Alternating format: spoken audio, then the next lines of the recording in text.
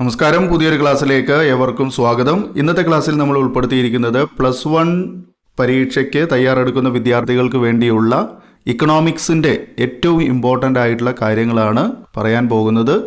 അതായത് പഠിക്കാനുള്ള ചാപ്റ്ററുകൾ ഏതൊക്കെയാണെന്നും ആ ചാപ്റ്ററുകളിൽ നിന്ന് ഏതൊക്കെ ഇമ്പോർട്ടൻ്റ് കൊടുത്ത് പഠിക്കണം എന്ന് പറഞ്ഞാൽ ഏതൊക്കെ ചാപ്റ്ററാണ് ഏറ്റവും കൂടുതൽ വെയിറ്റേജ് മാർക്ക് നൽകുന്നത് അതിനനുസരിച്ചാണ് നമ്മൾ പഠിക്കേണ്ടത്. അല്ലാതെ എല്ലാ ചാപ്റ്റേഴ്സും വാരി വലിച്ചു പഠിച്ചാൽ നമുക്ക് ഒന്നും തലയിൽ നിൽക്കുന്നതല്ല, കാര്യമായ മാർക്കൊന്നും നേടിയെടുക്കാൻ സാധിക്കുന്നതുമല്ല. അപ്പോൾ അതുകൊണ്ട് കൃത്യമായിട്ടുള്ള ഒരു അവയർനെസ് ഇല്ലാതെ നിങ്ങൾ പരീക്ഷയെ നോക്കി കാണരുത്. പ്രത്യേകിച്ച് എക്കണോമിക്സ് പോലുള്ളൊരു വിഷയത്തെ നമുക്ക് 2 പാർട്ടാണ് ബുക്കുള്ളത് എന്നറിയാം. ഇന്ത്യൻ ഇക്കണോമിക് ഡെവലപ്മെൻറ്റ് എന്ന് പറയുന്ന ഒരു പുസ്തകവും രണ്ടാമത്തേത് സ്റ്റാറ്റിസ്റ്റിക്സ് ഫോർ ഇക്കണോമിക്സ് എന്ന് പറയുന്ന ഒരു പുസ്തകവും ഉണ്ടല്ലോ.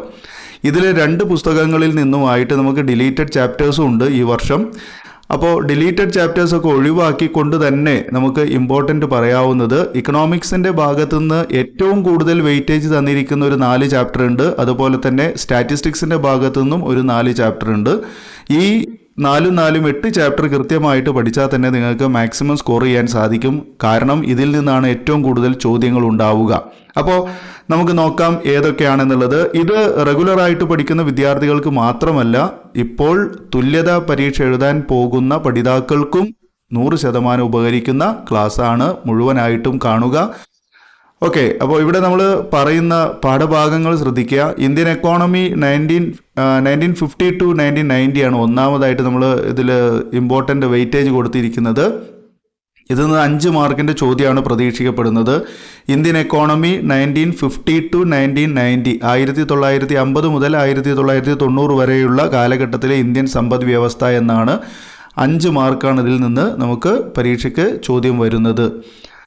രണ്ടാമത്തെ ഒരു ചാപ്റ്റർ പറയുന്നത് liberalisation, privatisation and globalisation and appraisal എന്ന് പറഞ്ഞൊരു ചാപ്റ്റർ ഉണ്ട്. അതായത് ഉദാരവൽക്കരണം, സ്വകാര്യവൽക്കരണം, ആഗോളവൽക്കരണം, ഈ 3 കാര്യങ്ങളെ സംബന്ധിച്ചുള്ളൊരു ചാപ്റ്ററാണ്. 9 മാർക്കിൻ്റെ വെയിറ്റേജ് ആണ് കൊടുത്തിരിക്കുന്നത്, 9 മാർക്ക്. അപ്പോൾ ഇതിൽ നിന്ന് എക്കണോമിക്സിൻ്റെ ഭാഗത്തു നിന്ന് ഏറ്റവും കൂടുതൽ മാർക്ക് ചോദിക്കുന്ന ഒരു ചാപ്റ്റർ ഏതാണ്? ലിബറലൈസേഷൻ, പ്രൈവറ്റൈസേഷൻ, ഗ്ലോബലൈസേഷൻ ആണ്.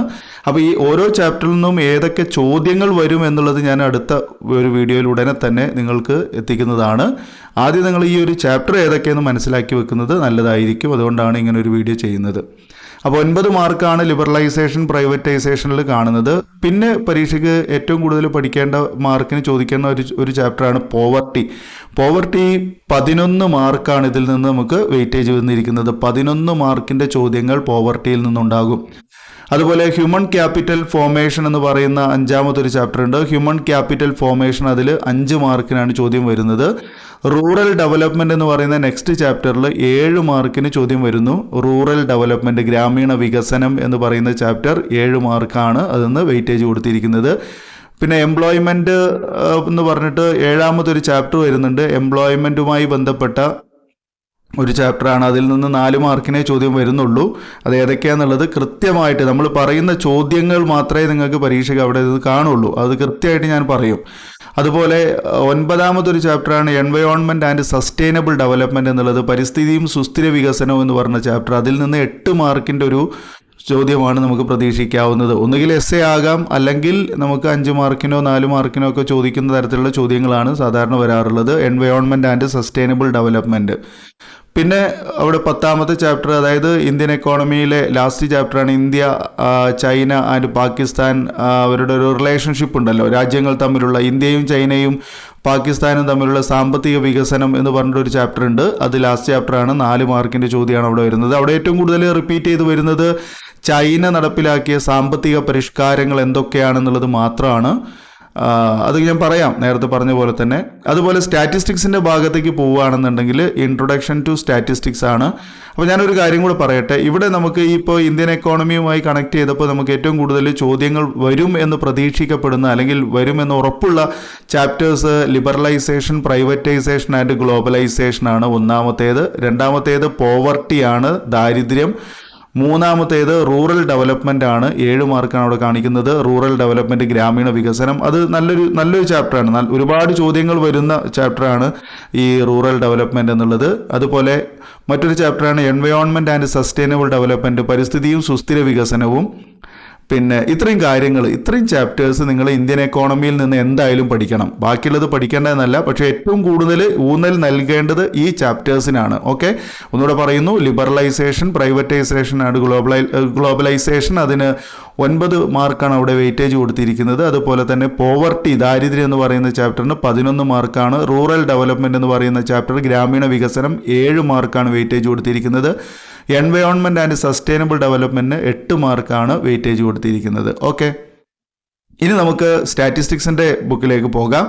സ്റ്റാറ്റിസ്റ്റിക്സിൽ പറയുന്നത് ഇൻട്രൊഡക്ഷൻ ടു സ്റ്റാറ്റിസ്റ്റിക്സ് എന്ന് പറയുന്ന 1ാമത്തെ ചാപ്റ്ററിൽ തന്നെ 3 മാർക്ക് വെയിറ്റേജ് കൊടുത്തിട്ടുണ്ട്. അവിടെ ഒന്നുകിൽ നമുക്ക് ഈ സ്റ്റാറ്റിസ്റ്റിക്സിൻ്റെ ഇമ്പോർട്ടൻസ്, എക്കണോമിക്സിൽ സ്റ്റാറ്റിസ്റ്റിക്സിൻ്റെ ഇമ്പോർട്ടൻസ് എന്താണെന്നുള്ളൊരു ചോദ്യമാണ് ഏറ്റവും കൂടുതൽ പ്രസക്തമായിട്ട് വരിക.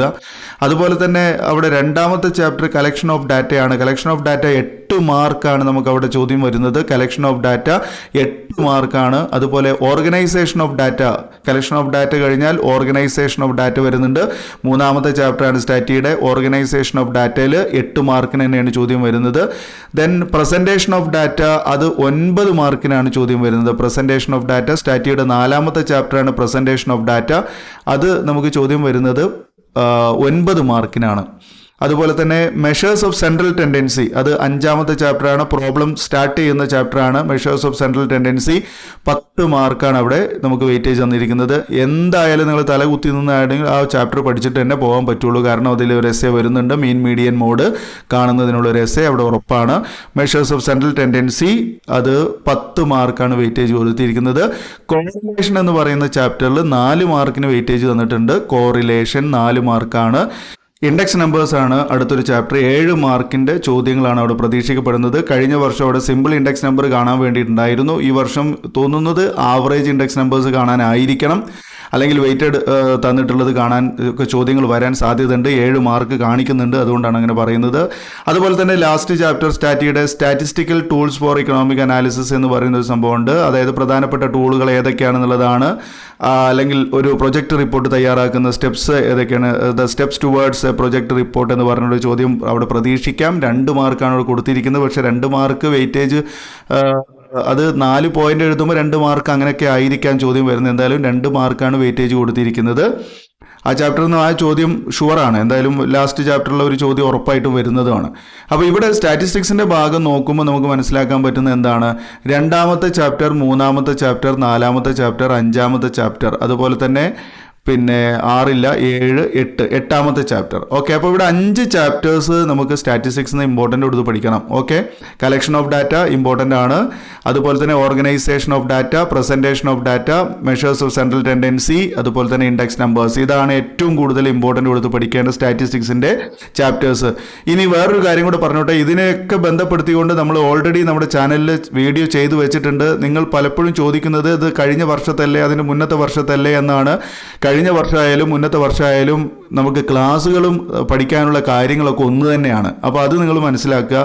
പഴയ കാലത്ത് അല്ലെങ്കിൽ മുൻപ് പഠിപ്പിച്ചത് തന്നെയാണ് ഇപ്പോഴും പഠിപ്പിച്ചുകൊണ്ടിരിക്കുന്നത്. അത് ഈ പറയുന്ന ചാപ്റ്റേഴ്സിൽ ടോപ്പിക്കിലൊന്നും മാറ്റം വന്നിട്ടില്ല. അപ്പോൾ അതുകൊണ്ട് പഴയ വീഡിയോ കണ്ടിരുന്നാലും നിങ്ങൾക്ക് ഒരു പേടിക്കേണ്ട, അതിൽ നിന്ന് മാക്സിമം മാർക്ക് നിങ്ങൾക്ക് ഉണ്ടാക്കാൻ സാധിക്കും.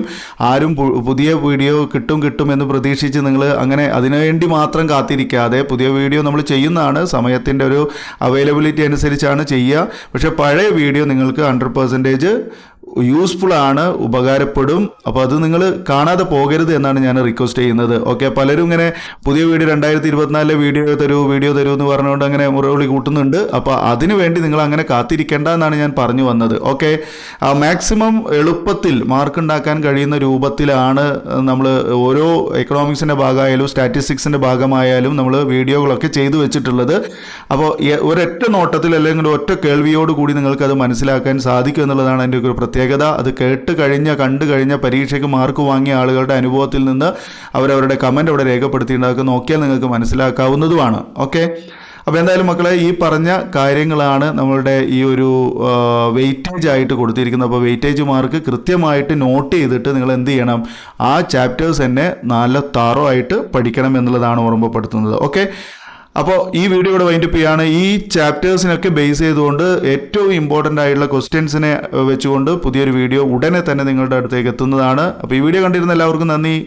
ലൈക്ക് ചെയ്യാൻ മറക്കരുത്. അതുപോലെ തന്നെ നമ്മുടെ ചാനൽ ആദ്യമായി കാണുന്നവർ ഒന്ന് സബ്സ്ക്രൈബ് ചെയ്ത് അടുത്ത് കാണുന്ന ബെല്ലൊന്ന് എനേബിൾ ചെയ്ത് വെക്കുക. മാക്സിമം ഷെയർ ചെയ്യുക. ഇനി നമുക്ക് വീണ്ടും പുതിയൊരു ടോപ്പിക്കുമായി പുതിയ വീഡിയോയിൽ കാണാം. വീഡിയോ കണ്ടിരുന്ന എല്ലാവർക്കും നന്ദി. Thanks for watching.